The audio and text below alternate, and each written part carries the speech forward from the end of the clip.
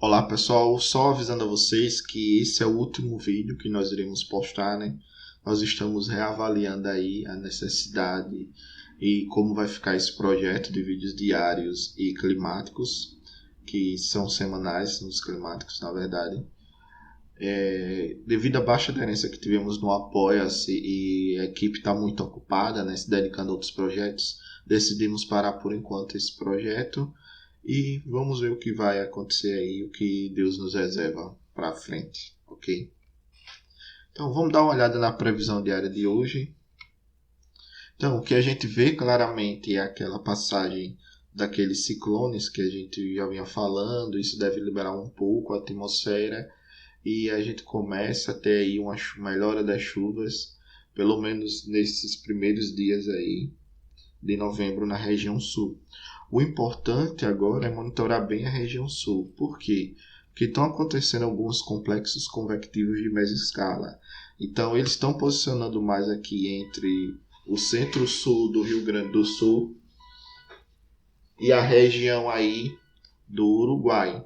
Isso está fazendo com que esses sistemas eles passem, provoquem muita chuva. E em alguns momentos, como esse último fim de semana e como hoje, né, a gente vê esse sistema ele evoluindo aqui, começando próximo aqui ao Paraguai, Rio Grande do Sul. Ele evolui, pega bem a bacia do Jacuí e hoje ele também está pegando bem a bacia do Uruguai. Então, entre hoje e amanhã, esse sistema deve trazer chuvas significativas para essas duas bacias, do Jacuí e do Uruguai, e ele pode evoluir mais tarde e atingir ali a região incremental de Itaipu, que é praticamente o Paraná quase por completo, nessa região do Bacia do Iguaçu, aqui no sul do Paraná, e a região aqui do Paranapanema. Então, vê durante o dia qual vai ser essa evolução, mas a gente já sabe que devemos ter chuvas boas aí, bem significativas na Bacia do Jacuí e na cabeceira da Bacia do Uruguai.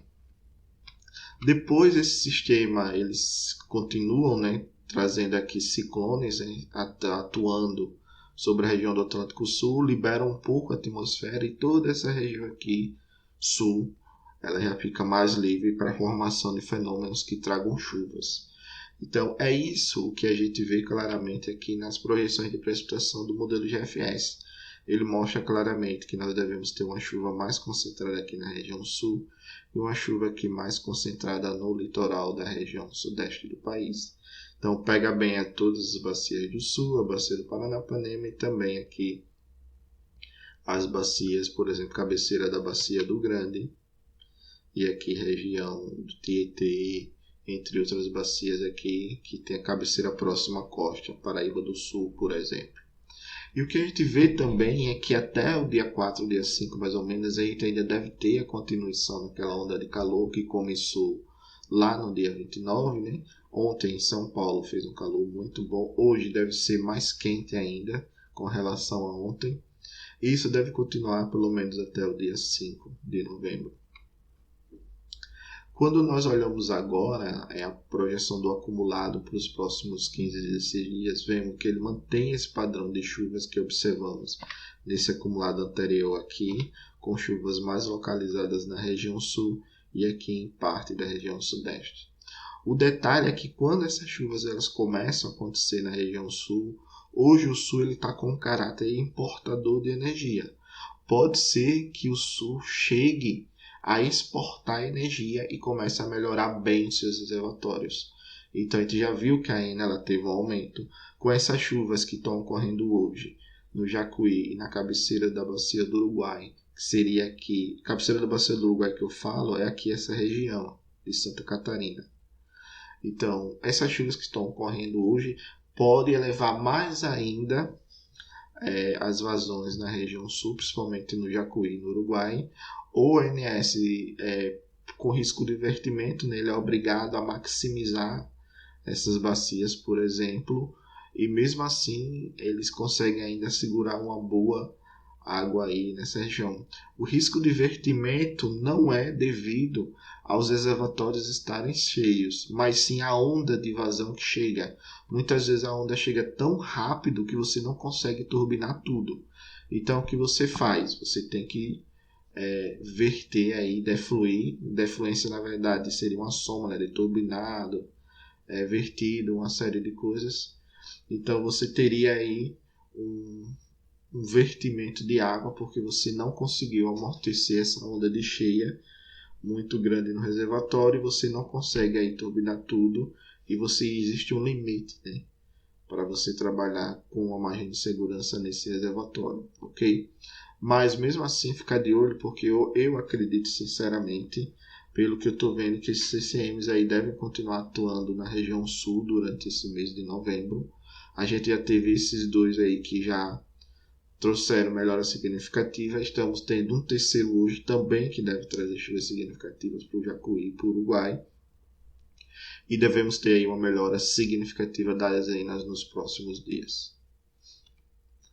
E quando nós vemos aqui a projeção de armazenamento que o INMET trabalha, notamos claramente que na maior parte do país ele mantém, né, essa projeção, praticamente ele não muda nada para o dia 3, mas na região sul, em alguns pontos, por exemplo, a gente já tem um solo que está bem saturado, já na casa dos 70%, 80%, e algumas regiões já se aproximando de 100%.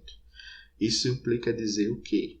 Que a maior parte da água agora, que antes era usada em outros processos, ela deve ser utilizada no escoamento superficial. Antes, como estava muito seco, você tinha uma água que chegava, era usada em evaporação, evapotranspiração, mas agora o solo, na maior parte das bacias do sul, já estão úmidos, já na casa dos 80%. Então, uma boa parte dessa água que cair da chuva, ela deve se transformar em escoamento superficial e aumentar significativamente as vazões e as enas da região sul. O que devemos fazer é monitorar o que está acontecendo. Se vocês entrarem lá no site do INMET, vocês conseguem ver na própria página principal as imagens de satélite. E vai ter um maisinho no canto direito inferior, né, da imagem. Você clicou lá, você consegue ter acompanhamento da evolução. A imagem de satélite, ela mostra a temperatura do topo das nuvens, que é aquela que fica bem vermelha, né, as nuvens. Isso que quer dizer o quê? Quer dizer que a nuvem ela tem um desenvolvimento muito alto, que a gente chama de desenvolvimento vertical de nuvens, e essas nuvens provavelmente elas deverão trazer chuvas significativas para aquela região que ela está atuando, né? Que o satélite ela enxerga meio que em tempo real o que está acontecendo. Eu falo meio que em tempo real porque geralmente tem um atraso de 10 a 15 minutos, mas você consegue ver o desenvolvimento dessas nuvens. E se vocês olharem hoje na região sul agora, né, às 6 da manhã, vocês perceberão que terão uma nuvem lá gigante atuando, né? Na verdade, uma junção de várias nuvens grandes atuando na região sul, tanto na região centro-norte do Rio Grande do Sul, como na costa leste, aí, na região leste da bacia do Uruguai, que é a região ali de Santa Catarina. Então essas nuvens estão trazendo chuvas significativas agora pela manhã na região sul. Durante a madrugada elas atuaram, agora estão trazendo e devem atuar aí durante o dia trazendo mais chuvas. E a tendência natural é que essas chuvas evoluam e peguem bem aqui a bacia do Iguaçu, que fica nessa região aqui, e também parte aqui da bacia incremental Itaipu e a bacia do Paranapanema ao longo do dia. Acompanhar para ver, né, tanto nas imagens de satélite no site do próprio INS, como nos totais de chuvas acumulados lá no site da FUNSEMI e MET. Então você teria esses dois sites para acompanhar durante o dia, mas eu acredito que nós devemos ter chuvas boas e a ENA do Sul deve disparar ainda essa semana, início da próxima semana operativa. Então nós devemos ter chuvas aí nos próximos dias no país, tirando a região sul, não deve ser tão significativa. Entre os dias 1 e 4 de novembro, a gente tem a possibilidade da forte, né, a ocorrência dessa forte onda de calor, que na verdade já começou desde o dia 29 e deve se estender aí, acredito, até o dia 4, dia 5, e deve pegar bem as regiões sul e sudeste do país. A região sul pode apresentar melhoras significativas nas vazões devido à formação de complexos convectivos de média escala. O detalhe é que eu coloquei devido, né, podem, por quê? Porque esses complexos eles têm 3 áreas distintas de atuação.